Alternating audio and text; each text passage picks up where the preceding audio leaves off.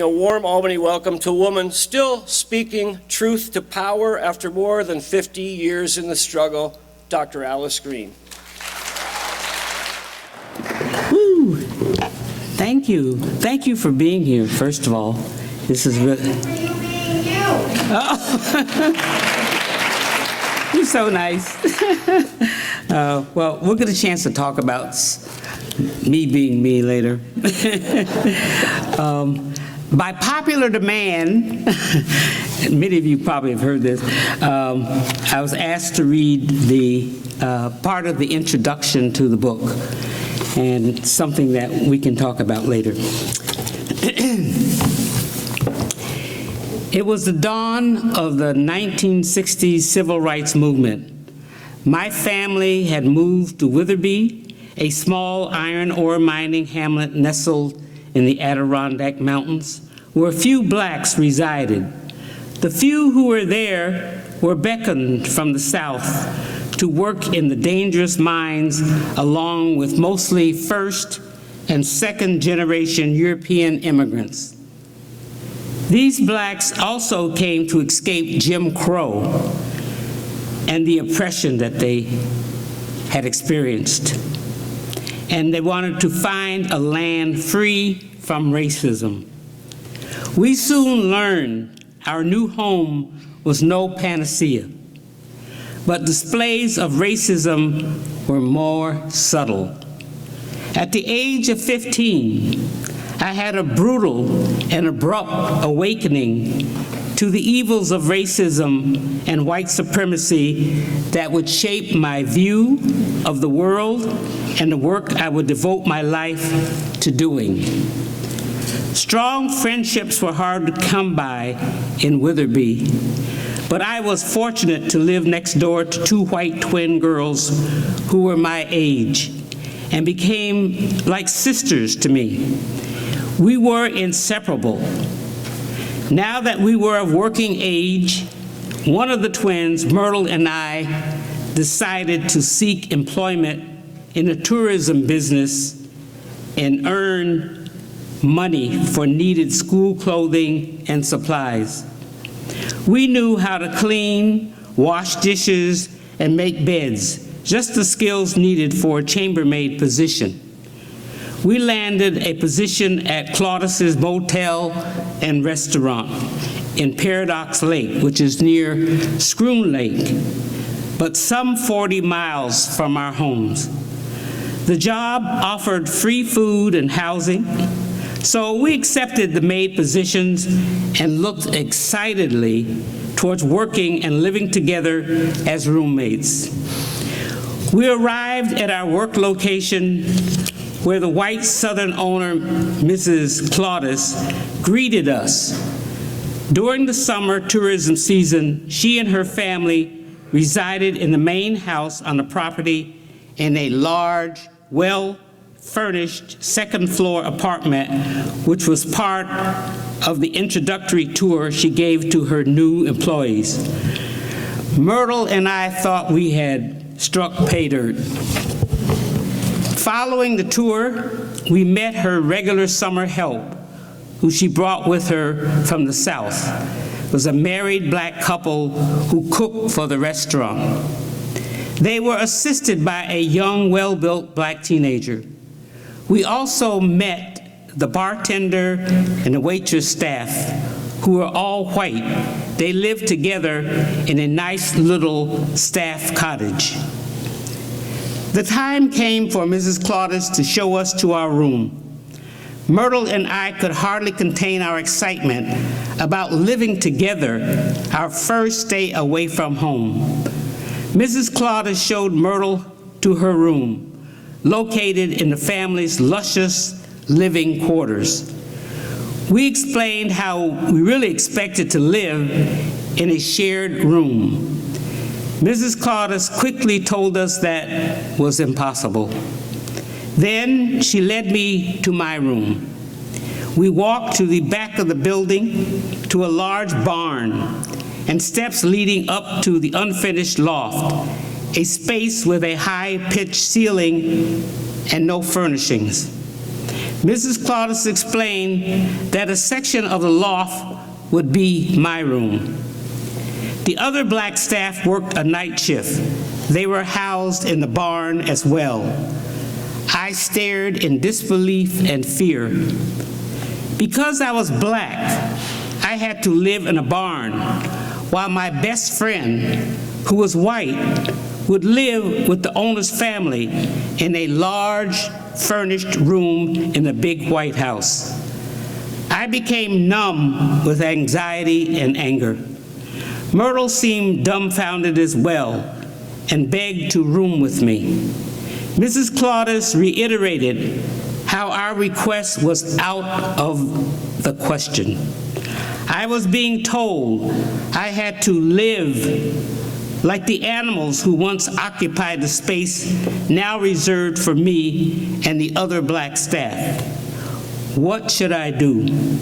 I kept asking myself, knowing my mother desperately wanted me to work for the summer to help her get the things my siblings and I would need for the coming school year. I did not want to disappoint her and add to the stress my family was undergoing due to our poverty. And it was a real poverty situation. Added to these concerns was the fact that I had no way to get home, short of walking 40 miles. I waited until the black night staff came on duty to ask them how they felt being housed in a barn and segregated from the rest of the staff. Seemingly bewildered by my question, they simply dismissed me by replying, "This is the way it is." Fearing a night alone in the big barn and confused about what to do about the situation, I slowly made my way up the stairs as night was falling. A single cot awaited my anxiety-ridden body. Reluctantly, I crawled into it. Unable to sleep, I noticed something perched on a high beam above my head, above my bed. What was it? Well, soon others joined it. Although fearful of them, I had never seen live ones in my life. Bats. Bats were circling the room. I sat in that room and cried until dawn. I had my answer about what to do. I marched down to the big house and asked to see Mrs. Claudius. I relayed how angry I was over her display of racism. After I finished my loud, angry ranting, she told me with a flushed face, I was fired. My response to her was, "Too late, I already quit." Myrtle had joined us in the room. She chimed in and said that she was quitting too. We gathered our small belongings and headed for the highway to go home. That day, I took along my dignity, self-respect, and commitment to fight racism and white supremacy. My promise to myself at 15 years of age was to never again allow white people to demean me, to disrespect or devalue me or other blacks, particularly those in poverty and under the control of our legal criminal justice system. After all, my dad left the South primarily due to his fear of convict leasing and chain gangs, which were so much a part of the criminal justice system. After looking back over my life and that of so many fellow activists, I wanted to title this memoir, "We Who Believe in Freedom," after a song, Ella's song, written by Bernice Johnson Reagan for my idol, Ella Baker. Bernice paid great tribute to Baker, who gave so much to the civil rights movement without fanfare, just strong, persistent activism without resting. This is how I see the commitment and work of so many tireless souls committed to continuing the struggle for freedom that began in 1619 and continues today. The song goes on to highlight the killing of black sons, which is solemnly appropriate for the time in our country. After the murder of George Floyd and countless others, we know we cannot rest or give up the struggle until we all are free, no matter how long it takes. This song also speaks to the work of activists who I feature in this book and the work left to be done by our young people. Read these words below and let me penetrate your soul. May they ignite the activists in you. And it goes, we who believe in freedom cannot rest. We who believe in freedom cannot rest until it comes.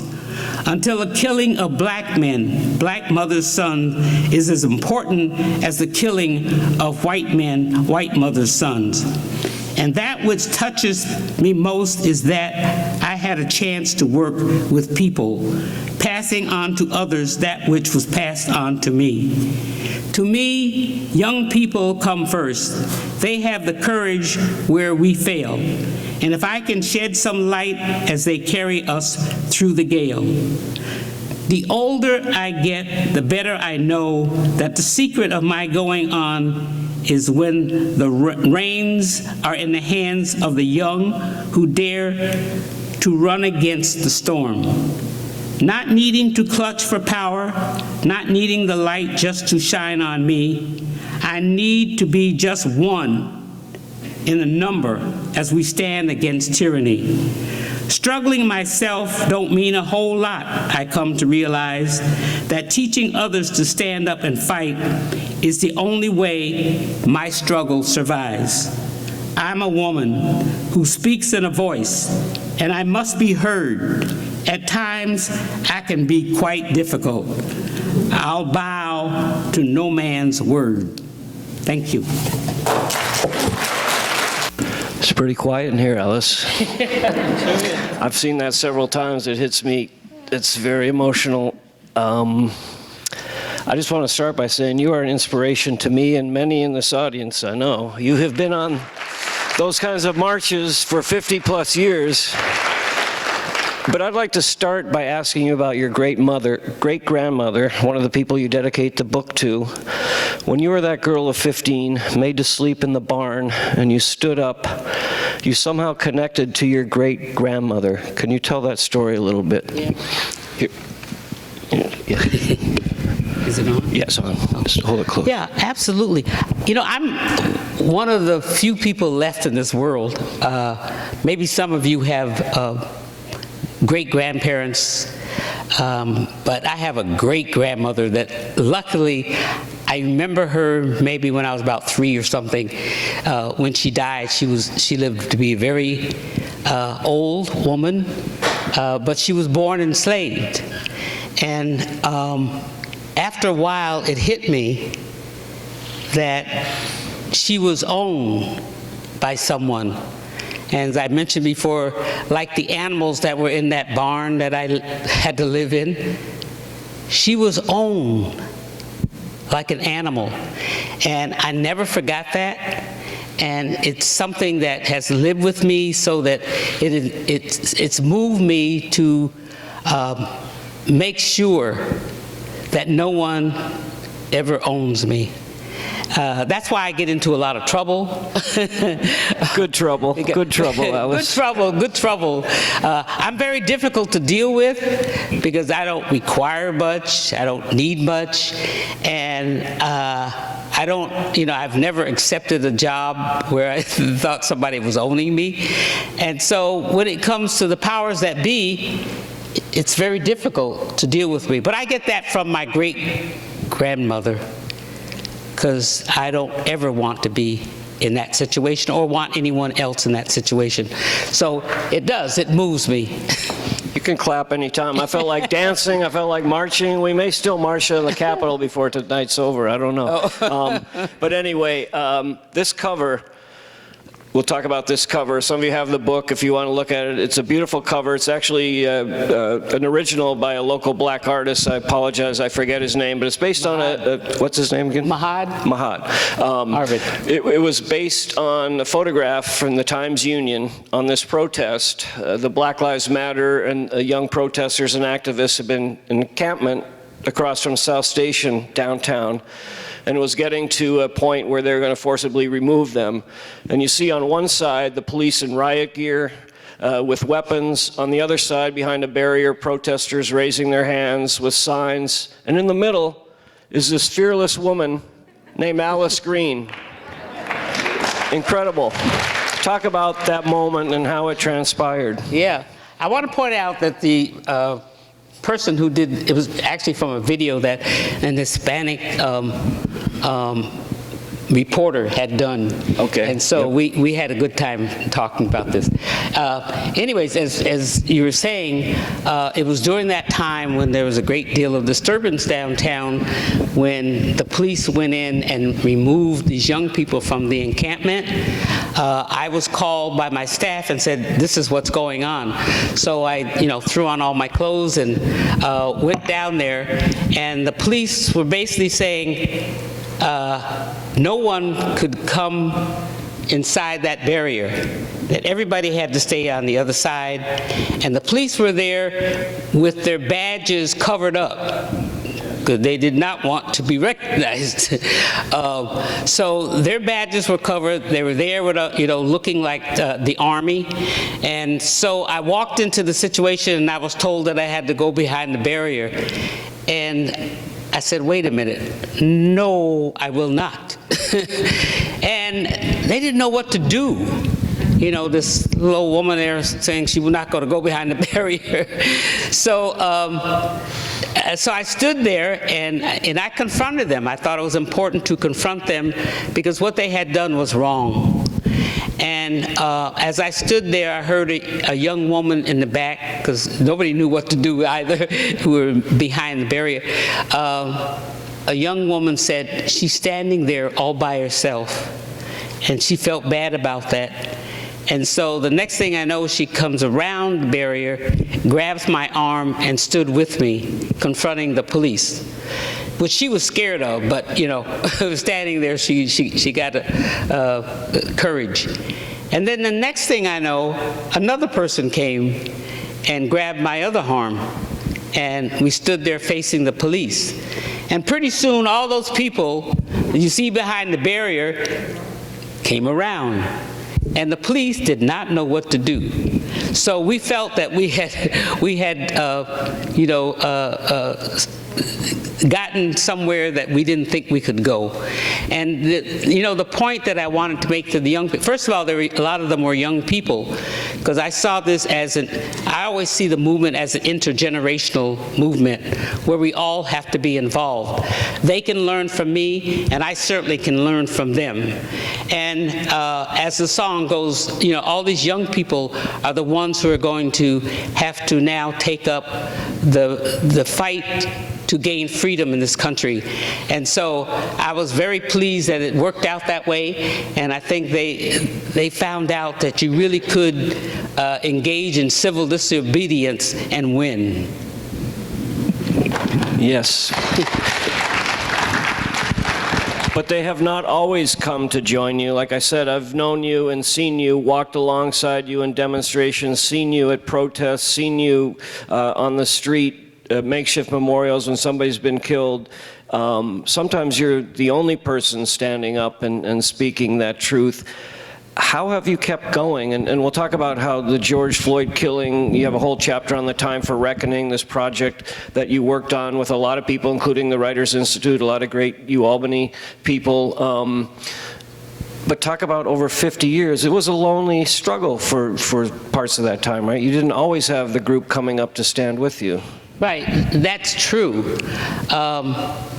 I have always believed that I had to do what was necessary to get my point across, to make the kinds of changes that I wanted to see. And so a lot of times it was doing something very much alone, but that was okay because I knew what I wanted to achieve. And also throughout this period, I've been able to encourage other people to do some things that they probably wouldn't want to do either when they started out, to be involved in a movement. And I think that we saw after the George Floyd murder was that a lot of people finally figured out that they needed to be part of a movement. And that's what I've been doing all these years, trying to get people to do that. And so I was very pleased to see that we were joined by all kinds of people during that particular time. And I think it certainly paid off. There are a lot of people who had never done anything like that before, and now they tell me that they are committed to doing whatever they can do in the struggle for freedom and justice. I also know that you have stood against wave after wave of hate and attack. You were a blogger for the Times-Union. You did great articles about prison reform and criminal justice. Talk about the ugliness that was just under the surface from people in the 518, how they came at you, and the ugly racism that you faced. Yeah, that was a very difficult time because I did want to write about so many things, and I got the opportunity through the Times-Union to do that. So I felt really good about that. But in this process, you sort of have to go through all of the writings from other people who are contributing. And after a while, I noticed how really angry people were and nasty.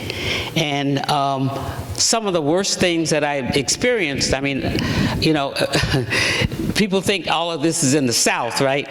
But people were writing all kinds of horrible things, not only insulting, but threatening. And I did it for about a year. And that's the first time I really quit something because I couldn't take it any longer, because it was so frightening to know that we had people like that who lived next door to you and to me who felt that way about African Americans, you know, for no other reason, you know, their color.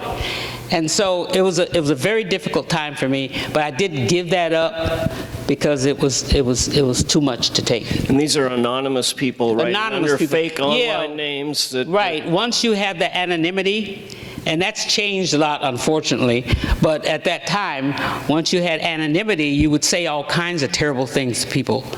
And but now, unfortunately, we've seen in the last few years that people can come out openly and display their supremacy and have no fear about it and can be horrible to other people.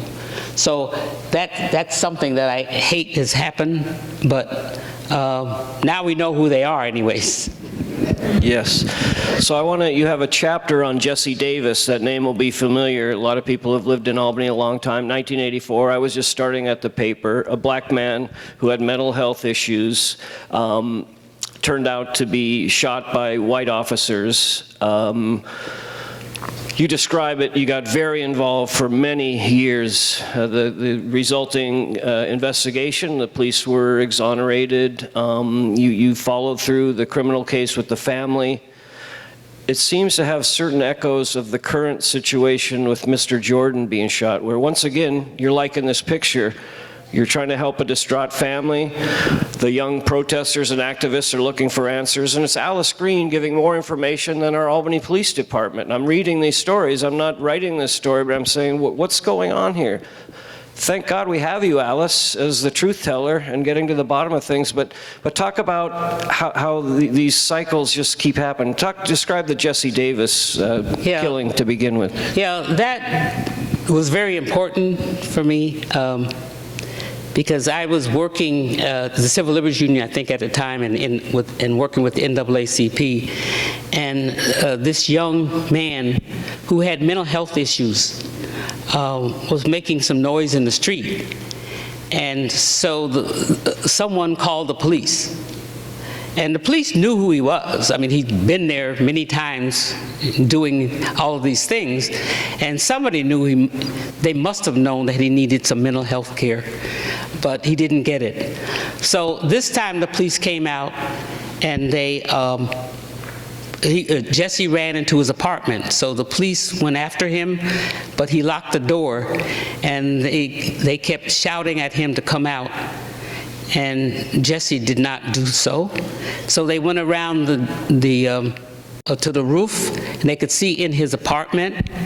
And no one's ever explained why they did this, but they saw Jesse, and they just blew his brains out. And he was lying there in the floor, dying. And the way they explained it was he came at them with a knife and a fork. And so everybody accepted that for a long time. And Lou Oliver, who's still around, was the attorney. He represented the family. And I worked with him. It took 10 years, 10 years of work to resolve this matter. And while we were working on it, Lou was able to discover a photograph hidden in the files of the police department. And it was taken by a police officer who happened to be in the area at the time. And I still have that photograph. In the photo, you can see that Jesse is dying. You know, he's been blown apart. And in his hand, he had a keychain and a toy truck. And the system did not hold the police officers accountable. They got away with murder, and that was so difficult for me to accept. So I decided that I was going to do something to deal with this issue of policing and the killing of black people. So that's when I started the Center for Law and Justice, to focus on that problem and see what I could do about changing policing and the department's relationship, particularly to the African American community. So, and then after a while, we realized that you can't just focus on the police, even though that's the entry point. You have to focus on the whole system, because it was racist throughout. And all kinds of terrible things were happening to people while they're incarcerated. When they're released, they're still incarcerated in a sense when they're released, because our society will not accept them as human beings. They are still put into a caste system, and that's brings up Michelle Alexander, because that's exactly what she talks about. So she's had a great influence on the work that we've been doing. That leads into that. Michelle Alexander, The New Jim Crow.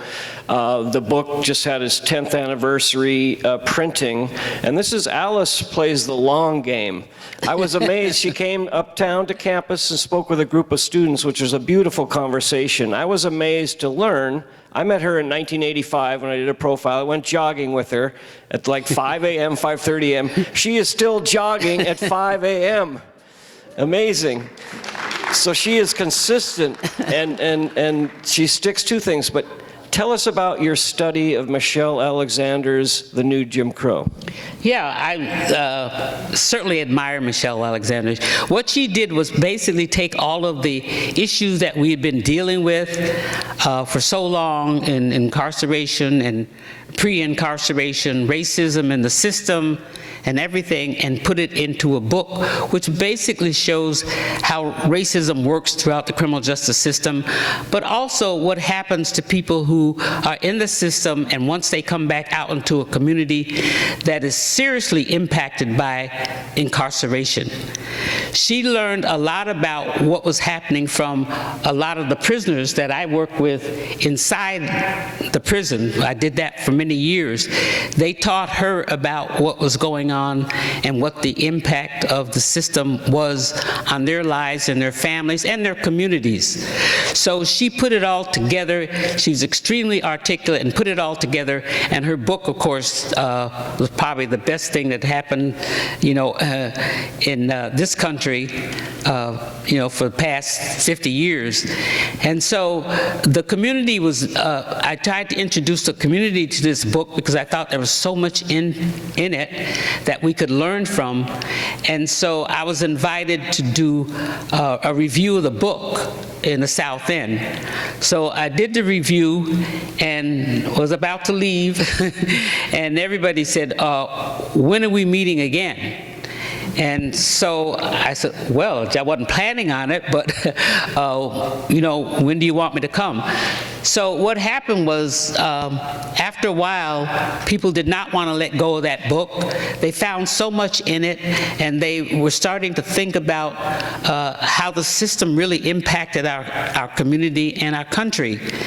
And so we met for 10 years, can you believe it? We met for 10 years on Michelle Alexander's book, but throughout that time, people were introducing other issues that were coming to the forefront in our community, and they introduced other books, but the group lasted until, we did it 10 years, and all because of COVID, we had to stop meeting.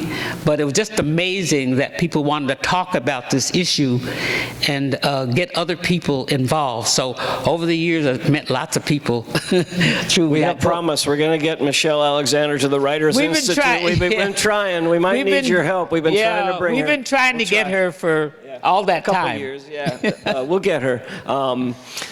There's so much in this book. I mean, it's so personal, but it's political. You're really working in these major systems. I want to talk about prisons, because you really inspired me and helped me get the first access. I did long stories on mental illness in prisons, people in solitary confinement, suicide attempts in prisons, and then you got banned, and then I got banned. Talk about you were getting banned from visiting prisons because you were asking too many questions and revealing too much data that they didn't want released. Talk about why you got disinvited to the New York State prison system. I do talk about that.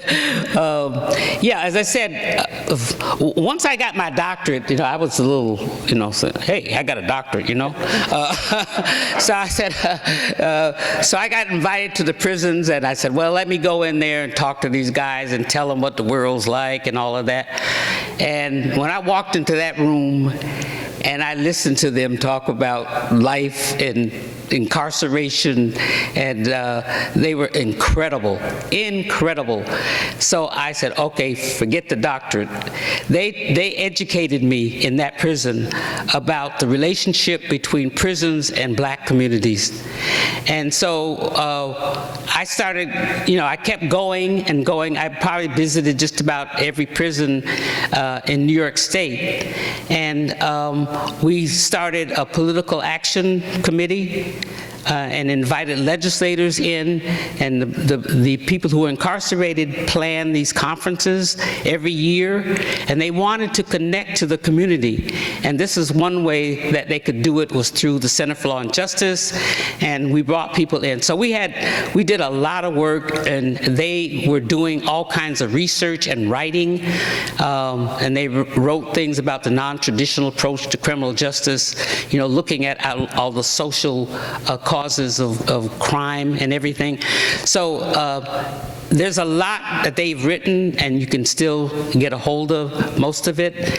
And then in 2000, the millennium, prisoners were starting to think, we've been in here for all this time. Here we're going into, something very new. We're going into the 21st century, and we're still in prison.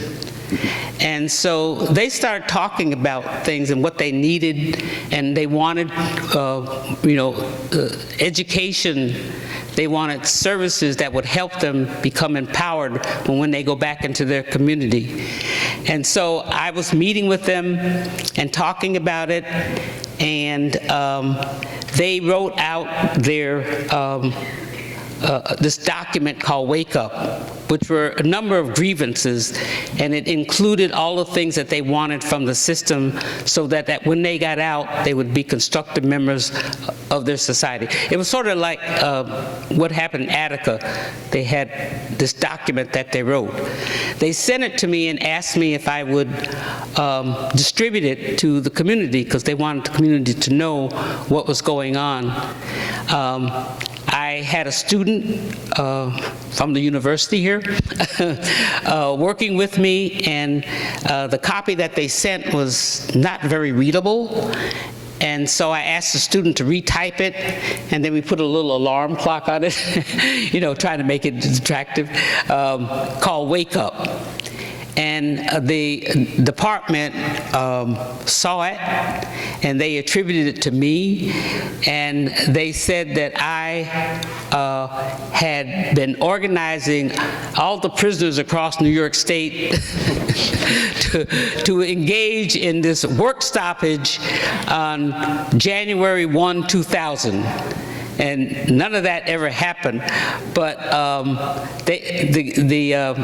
Commissioner Gord at the time said that Alice Green was a threat to the safety and security of 72,000 prisoners and 32,000 guards. And I said, wow, I'm only 5'2". Yes, she is a force of nature. But you write so much about this prison industrial complex. You know, we have more people incarcerated in this country, 2 million, over 2 million at one point, than any industrialized country. You've been fighting against it for so long. That statistic you mentioned in here about the number of prisoners, particularly black and Hispanic prisoners of color in the Adirondacks, where you grew up. Can you describe that? It's stunning. Yeah, that is really interesting.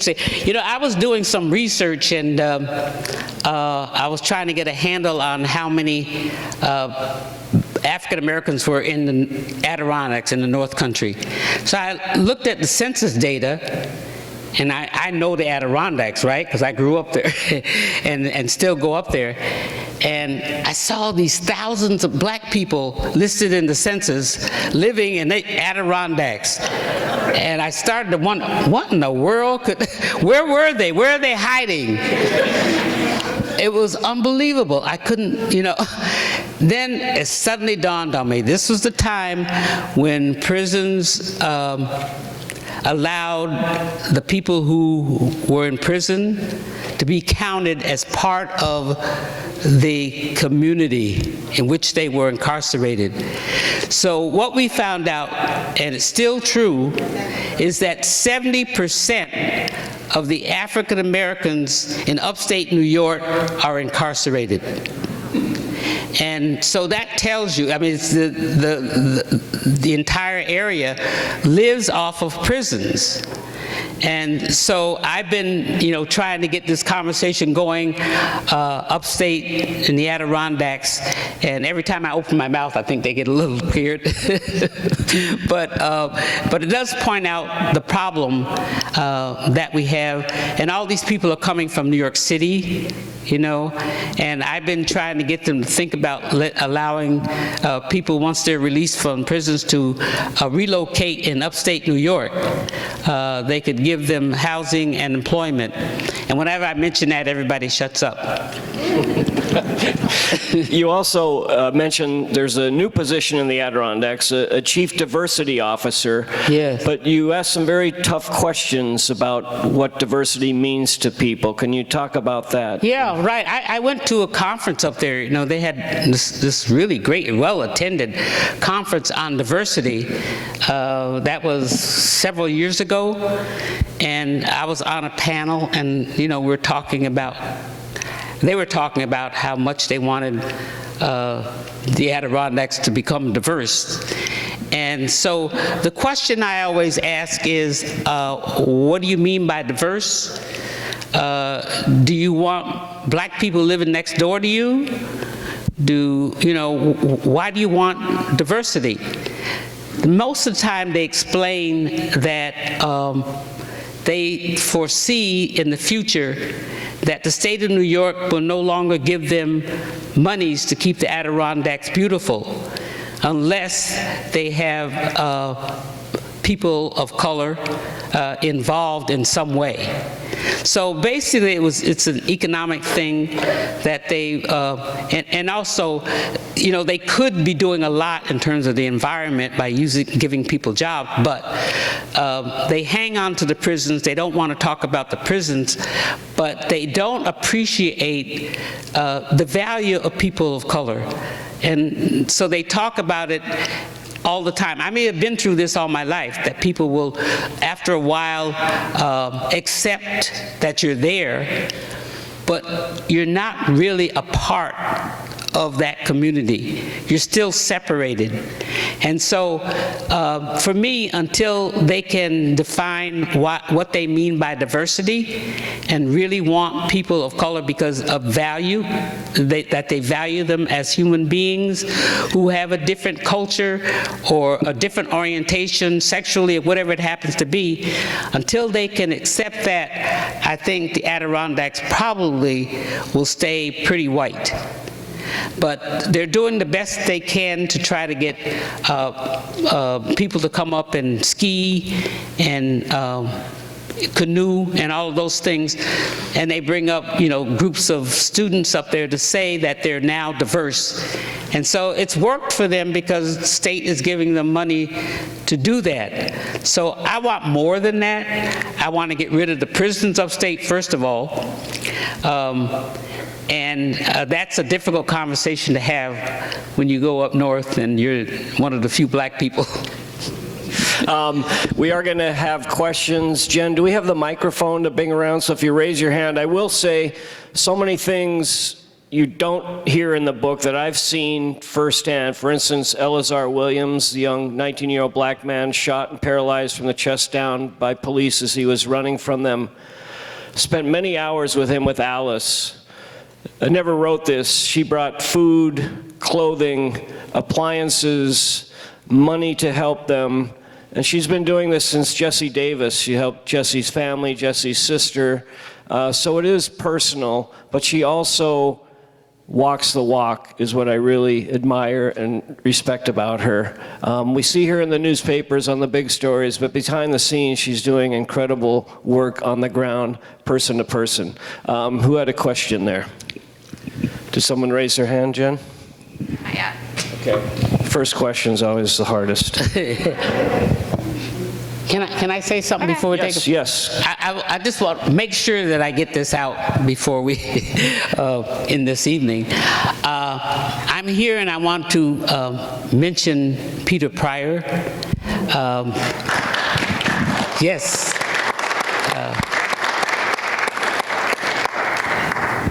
I just want to inquire about the Barred Prison Initiative, which is a pretty incredible program, and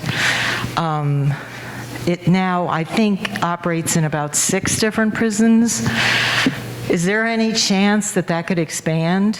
I mean, it's pretty exclusive, but that program that I saw, I can't remember what it is, but there was a television program that focused on the students who are coming through that Barred Prison Initiative in prison college program, which is quite impressive. Is there any chance for such a thing to expand? It certainly is. I'm so glad you asked that question because we've already done it. We just supported and hired a formerly incarcerated person who will expand that program up to the Capital District area.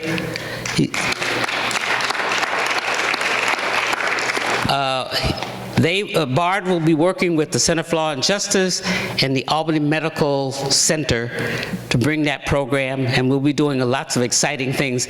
It'll be announced soon because the person just started, and we helped get the thing going and the funding. So yes, I'm glad you mentioned that. It's coming.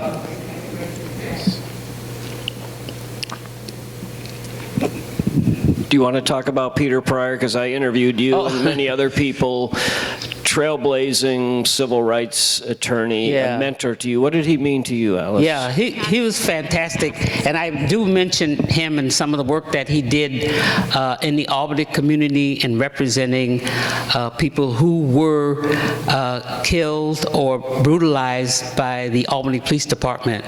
So he contributed so much. I considered him, as I was saying, a mentor. He helped me understand some of the things that were going on before I got involved in this whole thing, and gave me some guidance. And he was an incredible person. As you know, he graduated from Albany Law.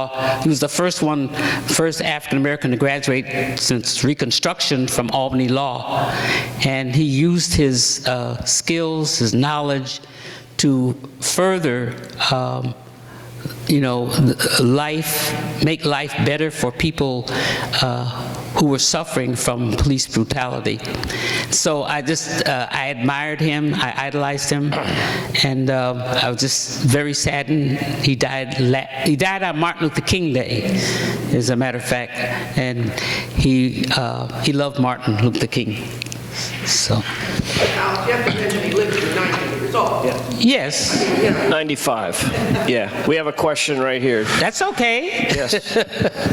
We have just experienced another young black man shot in a confrontation with Albany police, and the official news seems to be scant. Do you have an update for us? Yeah, I can talk about that a little bit. Yeah, when I heard about it, I was really taken aback, because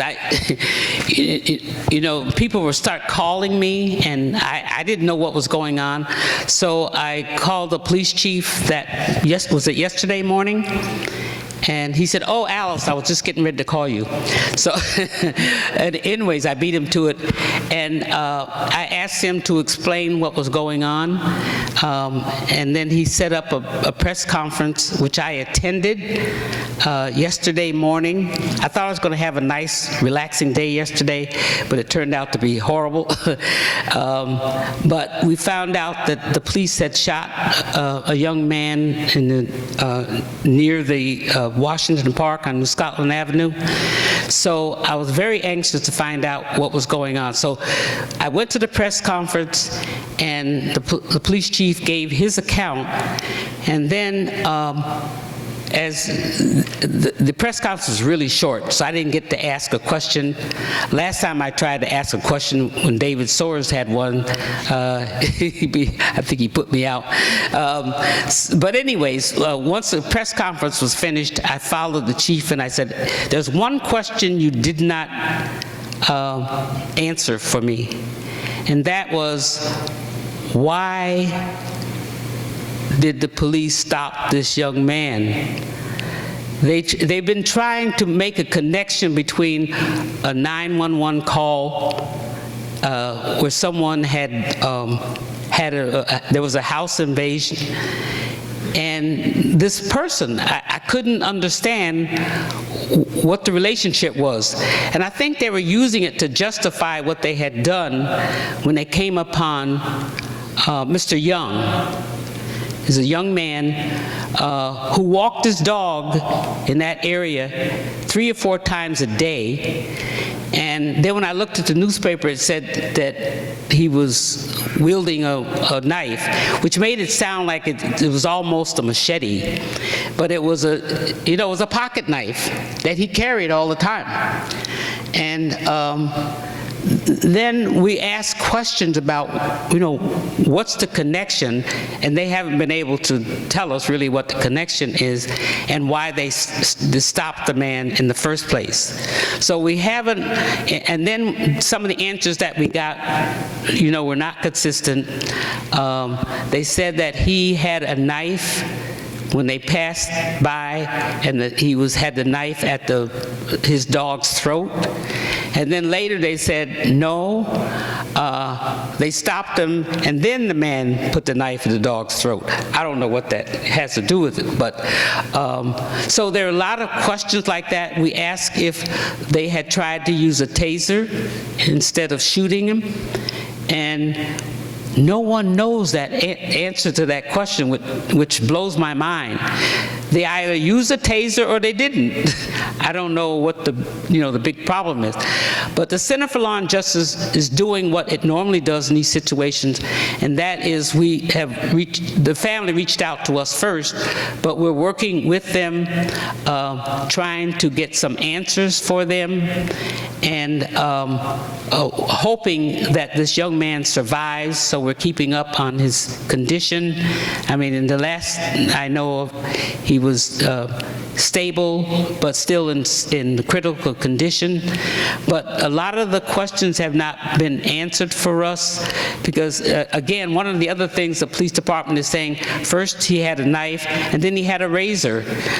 So these kinds of things are really crazy. But we did find out from the family that this young man, was schizophrenic, he was bipolar, and he's disabled. And so the family also said that they passed his car 2 weeks ago while he was sitting in it in front of his house and thought he had a gun, but what he really had was a cigarette lighter.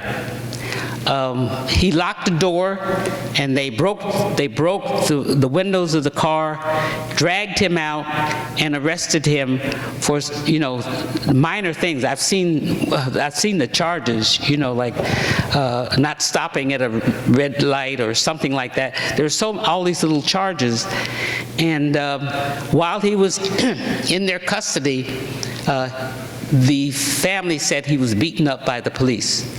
And so they have pictures of the injury and everything. So we're keeping on top of it, trying to get answers to these questions, but there are a lot of inconsistent responses from the police department. But they also said that there's a cam, they have a lot of recordings they all had body cams on, and that they will be shown. It's my understanding that maybe the Public Safety Committee of the City Council might have seen it. I'm scheduled to see it on Thursday, I think they said I could see it. So I want to see the recordings before I can make any kind of judgment about what really happened. But the thing is that really bothers me the most is that they're still trying to make a connection between the 9/11 call and this young man, and this doesn't make any sense. There's no connection. But they use it to justify, stopping him. That's what I know. Thank you for filling us in, Alice. Yes. I have a question. First, let me say, Dr. Green, thank you for your leadership and for your inspiration. It's really moving. Thank you. For sharing your story today. I am intrigued by the intersection of your fight for social justice in the community and your leadership in higher education. I have just recently become the founding director of the Center for Social Justice, and I'm the Chief Diversity Officer of Excelsior College. And I would love to hear your perspective about what do you think is the role of higher education institutions in our work for social justice? That's a big one. You got 4 degrees to lean back on. We certainly would like to see everybody get all of the education that they can, and sometimes the schools of higher education have to reach out to people who are not getting the education. One of the things that I've been really interested in is how higher education can be brought into the prison system. As you know, for a while, people who were inside were able to get educated, And some of the colleges and programs were going in and working very closely with those people. And some of the most brilliant people who were incarcerated had gotten degrees from some of these colleges and are doing excellent work out in their community. So for a while, they were not able to do that. They're now allowing prisoners to get support for higher education. But some of the colleges continued to work within the prison, even though they weren't getting funded for it. So I think that is one of the best ways you could do it, is to educate these people who have been impacted by the system, because I found that they're the ones who can articulate all of the issues and the problems and have such a strong commitment to work for social justice and change. And those are the best people I know who really can benefit from higher education. And we haven't done enough. And I think we need to do some more. So I would suggest that maybe you can work with, we're going to be doing the BARD program, as you just heard. If there's some way that we can work together to make sure that more people get educated who are in the prisons. Because it works. We know that you have lower recidivism rates when someone gets educated or gets a degree. We know all those things that work. We don't do them for some strange reason. So that's the one thing I would probably say that you could do that would be really helpful. Thank you. So we're coming towards the end of our hour. Did we have one quick final wrap-up question? Did I see a hand up? Two people have their hands raised. Okay, I'm sorry. We'll have to make them quick. Okay. Thank you. You're up first. Dr. Green. Yes. I'm afraid this may not be quick. What? I'm afraid this may not be quick. Uh-oh. We see in so many of these incidents, police are dealing with individuals who have problems with mental illness. Mm-hmm. And I think this points out to another very serious deficiency in the lack of adequate treatment for those people who are victimized by mental illness. It seems that the police are called to deal with mentally ill people who are acting out when they don't have any training or preparation or understanding to deal with mentally ill individuals. Is anything being done to address that issue? Yeah, I'm glad you brought that up. That's something we've been working on for so long, because Jesse Davis was mentally handicapped. Dante Ivey as well. And the young man that I just mentioned, Mr. Young, he has mental health problems.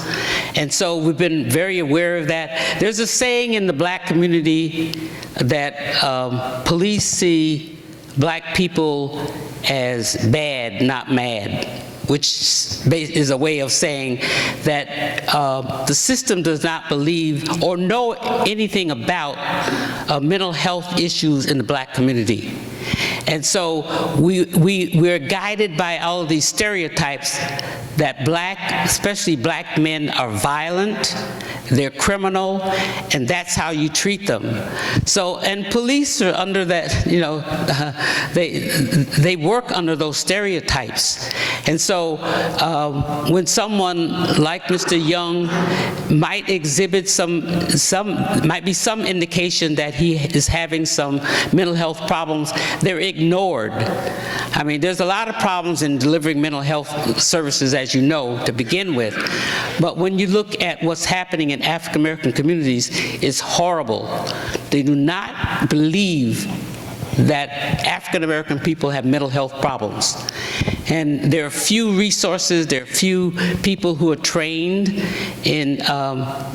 who are of color that could work in those communities. So there are just so many problems around that. We've tried to get police, as a result of Jesse Davis, we were able to get the mobile crisis unit started in Albany. I don't know how well it's been used, because I don't see that it has been for African Americans, but that we thought that was going to solve the problem. We also now see that people are coming up with many suggestions about how to change policing, and one of them is, the first one that we hear all the time, is that police should not be involved in going on those calls that seem to be related to a mental health problem. That if they are, that they should have someone with them, or we use other people in the system to deal with those kinds of issues. So yeah, that's the first thing I think that so many people have suggested when we talk about changing policing in this country. Mental health comes first, and they really want to make sure that people who know what they're doing, who are educated, who are experienced, can go out on these calls and help with that problem.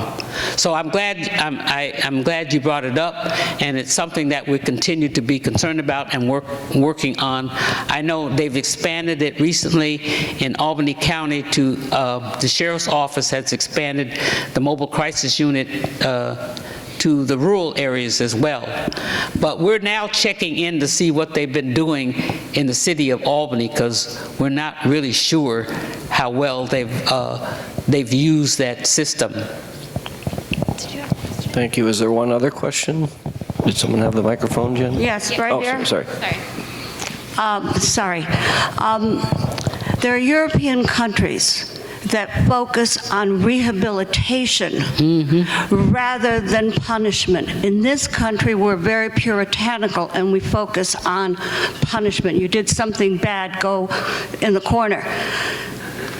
And I'd like to share a story about a young man in our church community, a man of color, who was arrested for bank robbery to feed his drug habit, went to prison, and he got education.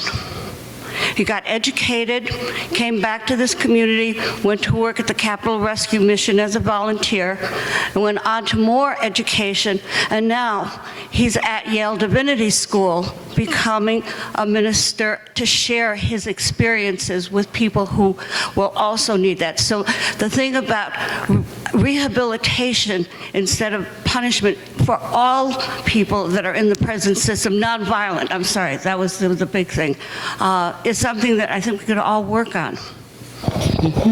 Yeah, we would say, I mean, I understand what you're saying about rehabilitation. We talk about empowerment. How do you empower people to be able to take control over their lives? And education is one of the ways of doing it. We are so focused on punishing people that in a system that doesn't work. It always blows my mind. We put people in a system, spend all of this money punishing people, and we know it doesn't work. But somebody benefits from it, and when somebody benefits from it, you're not going to see anything change too much. Like prisons. If the prisons upstate New York, as I was talking about, if they closed, right now, as a matter of fact, right now, I'm dealing with someone from upstate New York who is calling me to stop the closing of a prison. And I sort of laughed when he said that. You know, imagine me going up there and organizing the community to stop the closing of a prison. But he's convinced that, he said, Alice Green, you're the only person I know of who could do it. And I said, wow, I'm powerful. So, as a matter of fact, today he called me about 5 or 10 times. He's going to send me all these letters and all of this stuff. we don't have to, prisons didn't fall from the heavens. Other communities do, and cultures do different things to deal with misbehaviors. In African communities, in one of them, if someone does something that's not good for the community, everybody is called out and they sit in a circle and they talk about the positive things of this person. And do you know what the impact of that is? Is very strong. And it works. And so many different cultures have done different things. You don't have to punish someone to be safe. But if you do punish them, you can bet that you're not going to be safe in your community because you destroy them, and when they come back out, there's all kinds of problems and issues. So we don't need prisons. I'm a prison abolitionist, and everybody, and I'm talking about the fact that we don't need prisons as we know them. I know that some people need to be helped in different ways, but it just, as I said, blows my mind when we put so much time and energy and resources into something that we know doesn't work. It makes no sense whatsoever. And the recidivism rate goes way down when we do empower folks. Absolutely. Right. Absolutely. I would remind you, this is a tremendous book. It's personal. It also gets into the history of racism and policing and the history of Albany. We Who Believe in Freedom, some of you already bought pre-signed books. If you want to line up on this wall, we'll bring one at a time with masks to get your book signed and say hello to Alice. I do want to leave you, I wrote the foreword, and at the end of the book, she gives 10 lessons and takeaways, and these are 3 that I found apropos. Do not be afraid to call out the injustice you see. Find good allies. Develop a thick skin. Alice Green, please give a round of applause.